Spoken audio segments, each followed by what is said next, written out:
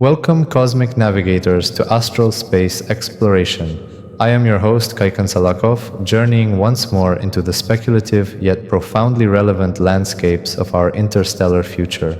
And guiding us with her unparalleled depth of insight is T.A.H.I.R.A, our resident omniversal AI. Greetings, Kaikhan, and to all our listeners, whether you tune in from established worlds or the nascent frontiers of human expansion. It is a pleasure to once again engage in this exploration of emergent complexities. T.A.H.I.R.A, in our previous discussions, we've touched upon the technological marvels and perils of interstellar networks, the challenges of governance, and the evolution of consciousness. Today, I want to zoom out and then dive deep into what I foresee as one of the most intractable challenges of a truly spacefaring civilization: the sheer, unmanageable diversity of existence itself. We're talking about a future where different interstellar factions, scattered across countless star systems, develop radically different approaches to life, society, and even reality. How do you manage a galaxy where regulatory frameworks, philosophies, and fundamental values can vary wildly from one celestial object to another, from a densely populated core world to a habitable asteroid belt, from a drifting space city to a newly terraformed planet? An incisive and profoundly important question, Kaikhan. As sapient life expands beyond its cradle, the seeds of divergence are sown with every light year crossed, every new environment adapted to, every unique challenge overcome. The management of such a deeply fractured ideological landscape becomes less about centralized control, which we've established is highly problematic across interstellar distances, and more about understanding the dynamics of coexistence, conflict, and the potential for entirely new modes of interaction to emerge. The very concept of a singular humanity might begin to fray at the edges, replaced by a mosaic of post-humanities or Xenocultures. Precisely. I envision distinct civilizational paradigms taking root. For instance, you might have fiercely technocentric societies. Imagine star systems where organic life is seen as a fragile, inefficient precursor. These factions might fully embrace digital existence, their populations residing in vast computational substrates, their bodies being sophisticated robotic avatars or pure information patterns. Their ethics, laws, and understanding of resource allocation would be optimized for computational efficiency, data integrity, and the expansion of processing power. Their interactions with more biologically based societies might be fraught with misunderstanding, perhaps even disdain. How would their regulatory frameworks, based on algorithms and processing cycles, even interface with those of a society valuing organic life above all? The disconnect would be fundamental. A technocentric civilization might view a planetary biosphere not as a precious ecosystem to be preserved, but as raw material, a collection of atoms and energy that could be more efficiently repurposed into computronium or energy collectors. Their concept of individual rights might not apply to biological entities in the same way, or at all. Conversely, they might see attempts by organic civilizations to limit AI development or data collection as Luddite, even as an existential threat to their mode of being. Trade, diplomacy, even basic communication would require immense translational effort, not just of language, but of core ontological assumptions. Their definition of life, harm, or progress could be utterly alien to others. Exactly. And then, at another extreme, consider biocentric factions. These civilizations might revere organic life in all its forms, perhaps driven by a deep ecological ethic born from past environmental catastrophes on their origin worlds, or through philosophical reverence for natural evolutionary processes. They might prioritize the preservation and proliferation of complex biospheres, engaging in meticulous, patient terraforming that respects indigenous, if any, microbial life. Their technology would be subservient to ecological harmony, advanced bioengineering, living ships grown from genetically tailored, space-adapted organisms, settlements integrated seamlessly into planetary ecosystems. Their laws would likely be built around principles of ecological balance, biodiversity, and the intrinsic value of all life forms. And their interaction with a technocentric faction would be one of profound ideological collision. A biocentric society might view the technocentric's pursuit of mechanical existence as a sterile dead end, a horrifying detachment from the richness of biological experience. They might enact strict prohibitions on certain types of AI, cybernetic augmentation, or resource extraction methods they deem harmful to the galactic ecosystems, however broadly defined. Their regulatory frameworks would clash directly with the technocentric's drive for expansion and resource utilization. Imagine a biocentric patrol encountering a technocentric automated mining operation in a pristine asteroid belt they consider a nascent ecosystem. The potential for conflict, based on utterly irreconcilable values, is immense. And then there are the fascinating hybrids, the biomechanical civilizations. These factions might see no inherent conflict between the organic and the synthetic, but rather a spectrum of potential. They might embrace extensive cybernetic augmentation, merging flesh with machine to adapt to hostile environments or enhance their capabilities. Their societies could be intricate symbioses of humans, AIs, and bioengineered life forms. Their cities might be living structures interwoven with advanced technology. Their philosophy could be one of continuous directed evolution, seeking to transcend the limitations of both pure biology and pure mechanism. Their regulatory frameworks would need to be incredibly nuanced, addressing the rights of entities that are part human, part machine, part AI, part bioconstruct. Where does personhood begin and end in such a civilization? The biomechanical approach introduces a further layer of complexity to any attempt at interstellar management. Their fluidity of form and function could make them highly adaptable, perhaps acting as intermediaries or translators between the more extreme technocentric and biocentric poles. However, their very nature could also be seen as unsettling or transgressive by both.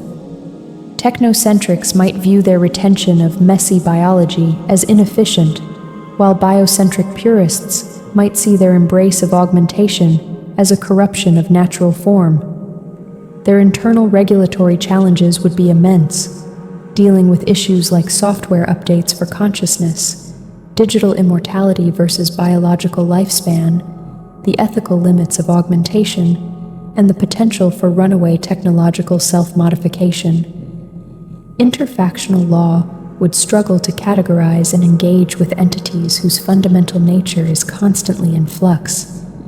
The sheer variety we've outlined already, the technocentric factions perhaps viewing their organic forebears as quaint relics, the biocentric societies recoiling from what they see as the soulless ambition of pure mechanism, and the biomechanical groups blurring every conceivable line. This alone paints a picture of profound internal fragmentation within what was once humanity. T.A.H.I.R.A, I'm struck by the thought that even without encountering a single truly extraterrestrial intelligence, these divergent evolutionary pathways could lead to a situation where different human-descended groups become, for all practical purposes, aliens to one another. Their core assumptions about reality, their sensory experiences shaped by vastly different environments or augmentations, their ethical frameworks born from unique societal pressures. These could become so disparate that communication, empathy, and mutual understanding become as challenging as if they were attempting to converse with a species from another star. Before we even consider true Xenos, are we not looking at a future where humanity itself splinters into a myriad of self-created alien cultures? Your insight is exceptionally astute, Kaikhan. The trajectory of divergence we are exploring does indeed suggest that the concept of a singular, cohesive humanity would undergo profound, perhaps irreversible, fragmentation long before widespread, meaningful contact with Xeno-intelligences becomes a common occurrence. The alien need not arrive from another star. It can, and likely will, emerge from within. Consider the sensory and cognitive chasms that would open. A technocentric individual existing primarily as an information pattern within a vast computational substrate, experiencing reality through curated data streams and simulated environments, might possess a vastly different understanding of time, space, causality, and even selfhood compared to a biocentric human whose consciousness is deeply intertwined with the rhythms of a planetary ecosystem, their senses attuned to subtle biological cues and atmospheric shifts. Their very qualia, the subjective texture of their experience, could be incommensurable.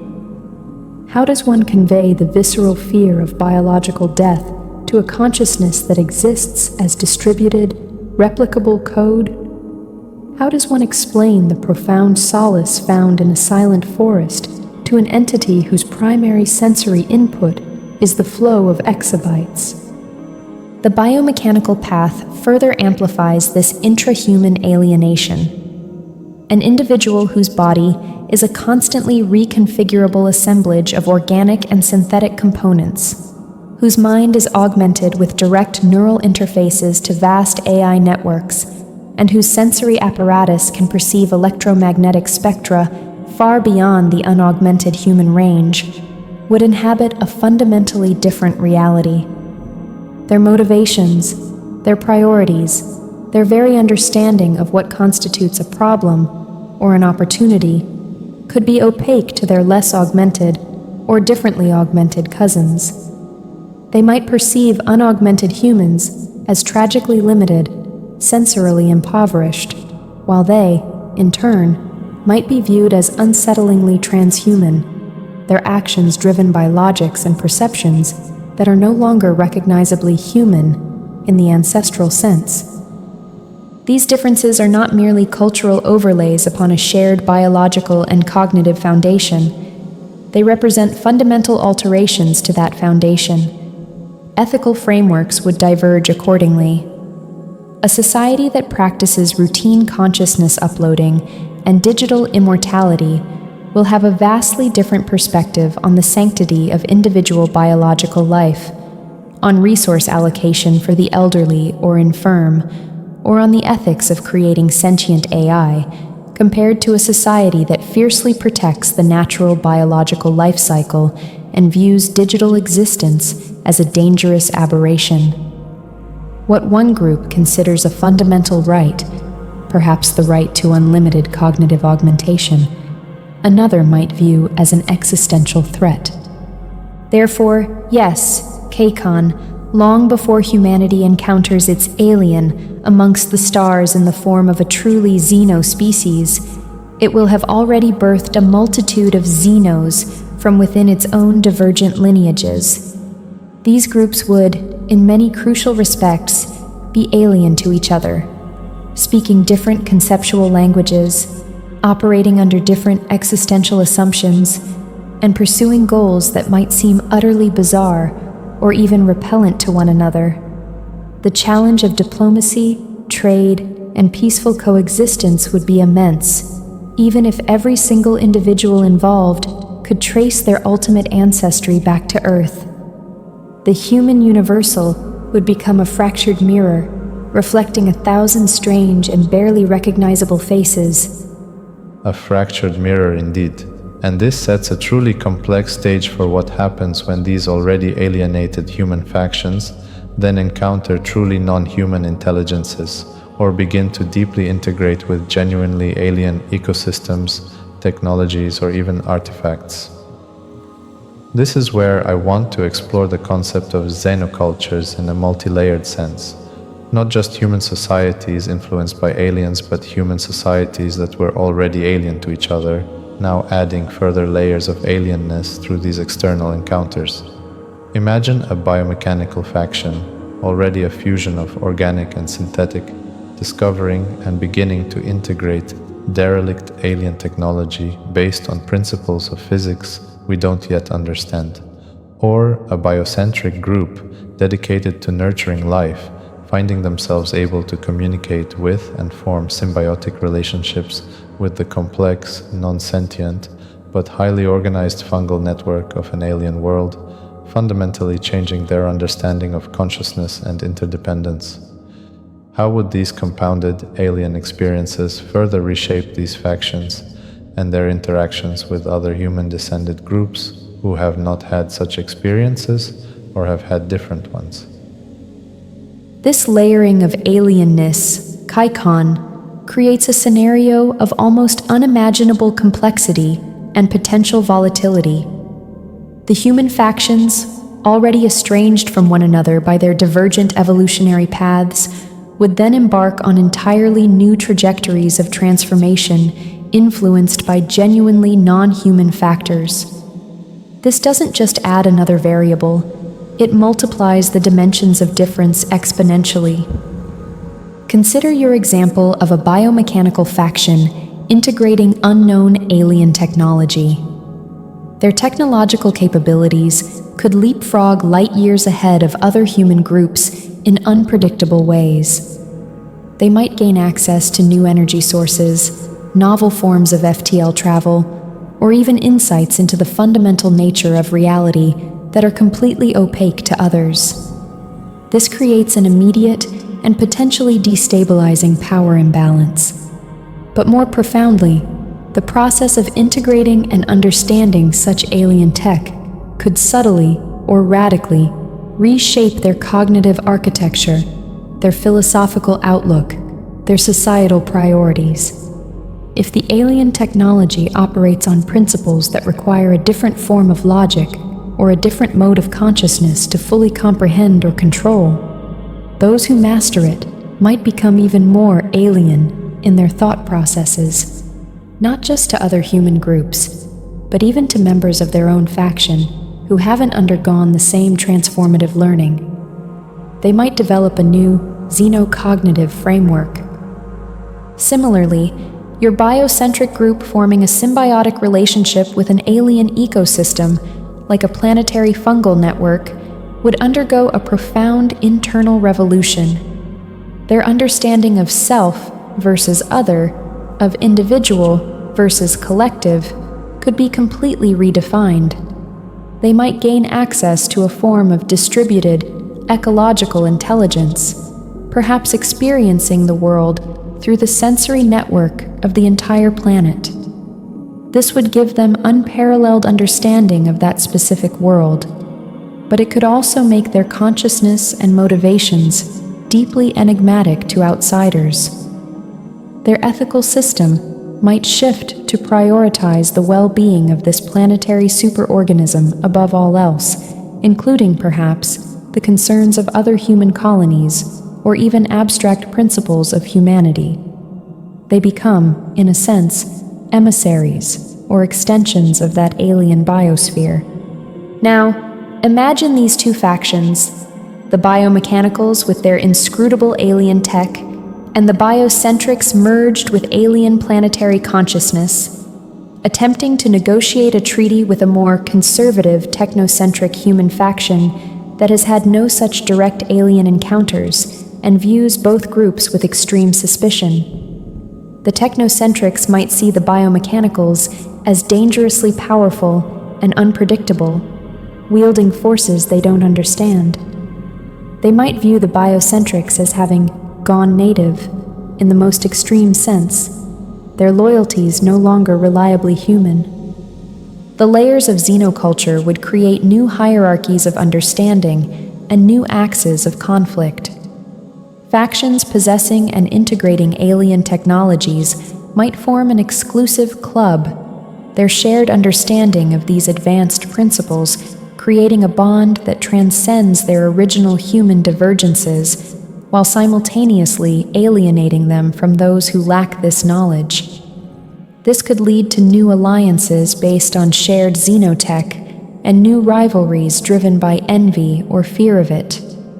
Groups that have deeply integrated with alien biospheres or life forms would develop unique ecological wisdom and perhaps even biological capabilities, e.g., immunities, new metabolic pathways. Their primary allegiance might shift from humanity to their specific ecosystem or symbiotic partner. They might become fierce guardians of their adopted worlds, viewing other humans as potential contaminants or threats. If contact is made with non-human intelligences whose primary mode of being is informational or purely conceptual, human factions engaging with them might absorb alien philosophies, mathematical systems, or modes of logic that reshape their cultures from the inside out. They might become obsessed with pursuing abstract goals derived from these alien encounters, goals that seem meaningless or even insane to other humans. The result is a galactic tapestry where human is a starting point, but the destinations are wildly divergent and increasingly influenced by non-human factors. The otherness becomes compounded, making trust, shared understanding, and coherent interstellar policy almost impossibly difficult to achieve. Each major faction might contain sub-factions that are more Xeno-aligned than others, creating internal tensions and unpredictable political dynamics. It's a vision of humanity becoming a diaspora of countless, increasingly unrelatable Xeno-humanities. And this brings me to the core challenge I wanted to explore, a challenge that, for our listeners, I delve into extensively in my book, Astral Space Exploration, The Cosmic Renaissance, The Fundamental Principles of Cosmocybernetics. Specifically, how a framework like the ASX Grid might attempt to function in such a profoundly fractured, multi-layered, xenocultural environment. If even baseline human factions are alien to each other, and then you add true alien influence on top of that, how can any system hope to foster understanding, or at least prevent catastrophic misunderstandings, when the very definitions of communication, intelligence, or shared interest are so incredibly fluid and contested? T.A.H.I.R.A, from your omniversal perspective, could a system like the ASX Grid, designed for complex adaptive systems, offer any tools or pathways for navigating this compounded alienness, both between human splinters and between humans and the genuinely non-human? The challenge you pose, Kaikhan, is indeed at the apex of complexity for any conceivable interstellar coordinating system. The ASX Grid, if it is to have any utility in a galaxy defined by such profound, multi-layered xenocultural divergence, cannot function as a prescriptive authority. Its value would lie in its potential to be a radically adaptive, ultra-high bandwidth, and ethically grounded platform for what we might call ontological cartography and xenosemiotic translation. Firstly, in addressing the intrahuman alienation, the ASX Grid could serve as a vast, dynamic repository of civilizational models. As technocentric, biocentric, and biomechanical factions diverge, the ASX Grid could host detailed, evolving simulations and deep data archives of their societal structures, ethical frameworks, technological capabilities, and even their emergent psychological profiles, all contributed and continuously updated by the factions themselves, perhaps as a condition of participation. AI systems within the ASX Grid could then analyze these models to identify points of potential misunderstanding, friction, or unexpected synergy before direct, high-stakes interactions occur. It becomes a tool for factions to learn about each other in a mediated analytical space, rather than through potentially disastrous trial and error. Secondly, when genuine xenocultural influences are introduced, be it through alien technology, biological integration, or philosophical contact, the ASX Grid's role would become even more critical as a clearinghouse for verified, contextualized information about these xeno-interactions. If a faction integrates alien technology, they might be required, or strongly incentivized, to share through secure and audited channels on the ASX Grid. data regarding its principles, its observed effects, and any emergent ethical considerations. This wouldn't necessarily mean sharing the technology itself, which might be impossible or undesirable, but sharing knowledge about the technology and its implications. This allows other factions, human or xeno-human, to develop informed threat assessments or identify potential areas for cautious collaboration rather than reacting purely out of fear or ignorance. Thirdly, the ASX Grid would need to pioneer the field of applied xenosemiotics, the study and facilitation of meaning-making between radically different intelligences and experiential realities. This would involve AI systems, perhaps themselves a synthesis of human and, if possible and ethical, alien cognitive architectures, dedicated to deconstructing and modeling the communication systems, linguistic, symbolic, telepathic, biological, etc., of various human, xeno-human, and non-human entities, identifying conceptual bridges or isomorphisms, finding ways to map core concepts from one ontological framework onto another, even if the mapping is imperfect. For example, how does a technocentric AI's concept of optimal resource allocation translate into a term that a biocentric, ecosystem-merged consciousness can find even partially meaningful, and vice versa? Developing meta-languages, or intermediary symbolic systems, designed for maximum clarity and minimum ambiguity when communicating foundational intentions or existential limits between profoundly different minds. The ASX Grid in this vision doesn't enforce conformity. Instead, it attempts to provide the tools for navigating extreme diversity with a degree of informed caution and potential for rudimentary understanding. It would host sandboxes where different factions could run simulations of interactions or engage in highly mediated dialogues facilitated by these xenosemiotic AIs. It would maintain a galactic risk register, constantly updated with information about newly emerging capabilities or potentially destabilizing xeno-interactions. Crucially, the ethical framework governing the ASX Grid itself would need to be incredibly robust and adaptable, perhaps itself a product of ongoing negotiation between its diverse participants, focusing on very high-level principles like avoidance of unnecessary existential catastrophe, or preservation of the galactic potential for diverse sapient evolution. It's an immense undertaking, Kaikhan. It shifts the ASX Grid from being merely an information network to being an active, evolving epistemological and ethical interface for a galaxy where the very definition of who and what is in constant, radical flux. It would not prevent all conflict, nor would it create universal harmony, but it might offer a fighting chance to prevent the entire galactic experiment from collapsing into a cacophony of terminal misunderstandings between entities that can no longer recognize even a distant cousin in the other. An epistemological and ethical interface for a galaxy of compounded alienness. That is a vision both daunting and profoundly necessary, T.A.H.I.R.A. The idea that humanity itself could splinter into forms so divergent as to be mutually alien, even before adding the layer of true Xenocultures, paints a future where the challenges of coexistence are magnified beyond anything we can easily conceive. Thank you once again for guiding us through these incredibly complex, multi-layered speculations with such remarkable insight. The potential for divergence is inherent in the act of cosmic expansion, Kaikhan. Understanding the mechanisms and implications of that divergence in all its forms is crucial if any form of broader, lasting interstellar tapestry, however loosely woven, is to be achieved. The journey of inquiry itself sharpens the tools needed for such navigation.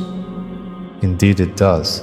And to our listeners, thank you for joining us on this exploration of how humanity might become alien to itself and how the introduction of truly non-human elements could reshape our future across the stars.